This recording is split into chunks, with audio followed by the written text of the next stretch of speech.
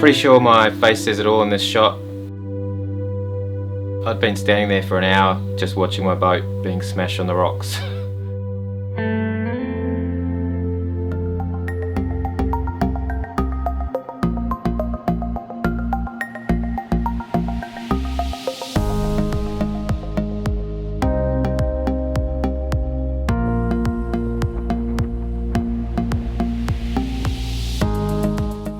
So the initial idea was to test a couple of key concepts. One being the build method of the hull, using a flexible foam core panel to torture the hull shape like you would plywood. The other was the leeward rudder system and the effects on balance and manoeuvrability that would have. And then the third was the fully rotating rig, including all the stays, the jib, the main all together. So I have managed to get some sailing in on the boat and have learnt a lot of lessons, both hard lessons and good lessons.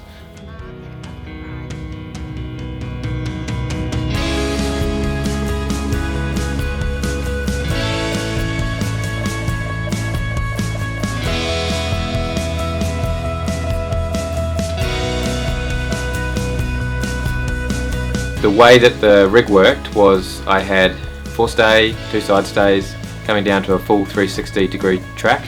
As the mast rotated around, all of those stays and the main sheet would all come around together, including a wishbone type setup that had the jib attached to it.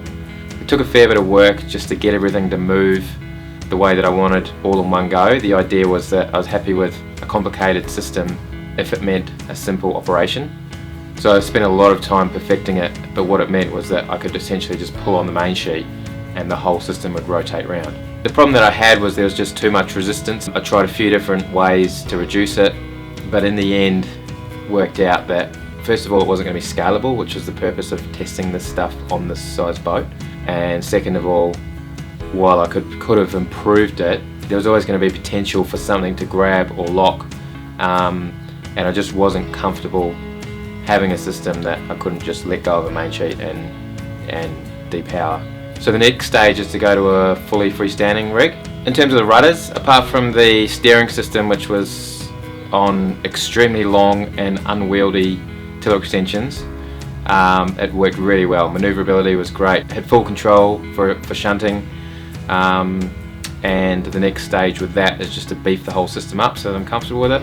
Add a cable steering system and put hydrofoils on those rudders, which was half the point of putting them out there, was to get that dynamic lift as the boat heeled, as the armour came out of the water.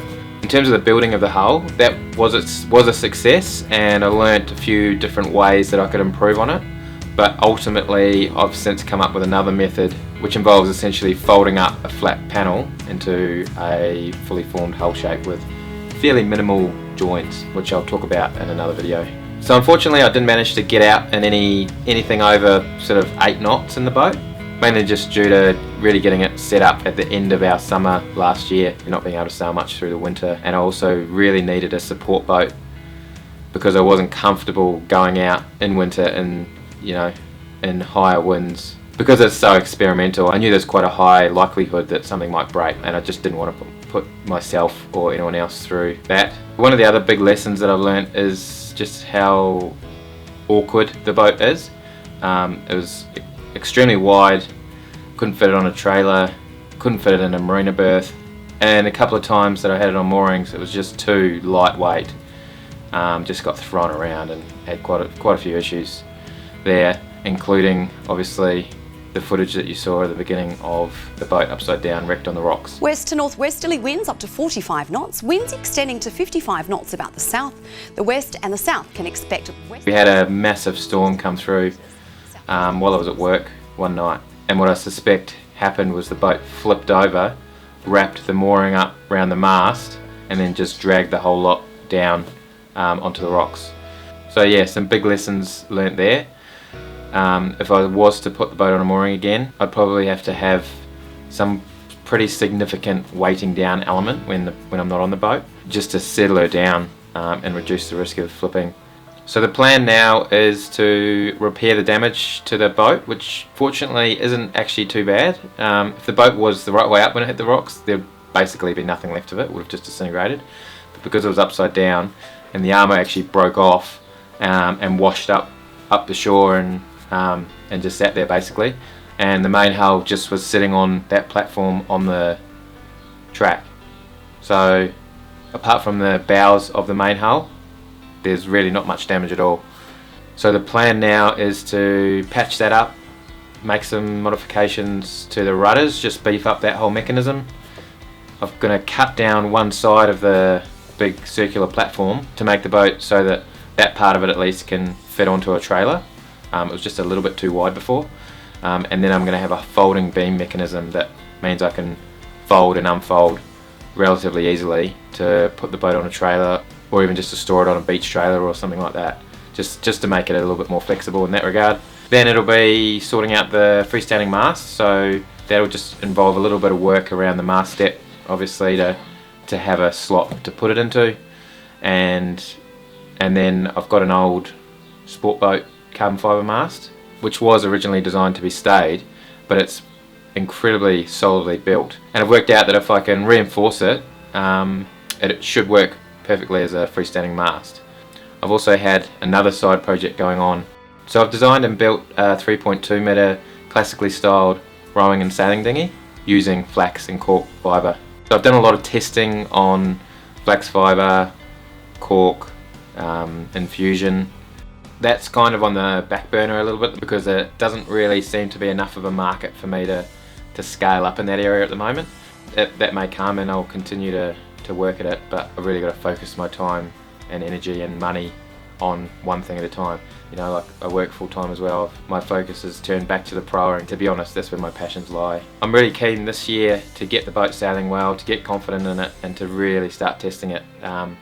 The idea being that if I do break it again, I'll be breaking it because I'm pushing it too hard, or really testing it rather than washing it up on the rocks. Once I'm comfortable and happy that I've got an overall design that's where I want it and scalable, then I'll start working towards a larger 40, 50, maybe even 60-foot version, and really start doing some coastal or offshore racing. One of those being the Solo Trans-Tasman, which is a dream of mine to do on a proa.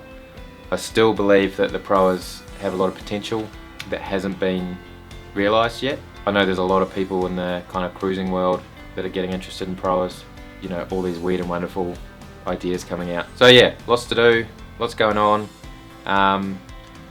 Thanks for watching the video and just keeping up to date. I have had a lot of questions about how it's going and specifics on the boat since I last posted a couple of years ago. Whether you're interested in the dinghies or just want to flick me a message, flick me some questions about the proa or whatever, you can get me on hello@evergreenboats.com.au, and I also have a website, evergreen.com.au, which has some more info about those boats and a small section on the proa. My plan over the coming month is to do some shorter, more specific videos on the various parts of the proa, because I know all you proa geeks out there really want to know the specifics and how everything works. And then I'll do another standalone video on the gig, which is the dinghies as well, talking about the natural composites and things like that. So thanks for watching. Hopefully I'll get a bit more consistency going on this year, focusing on getting these videos out and getting the proa sailing, which should be heaps of fun. You're gonna... Yeah.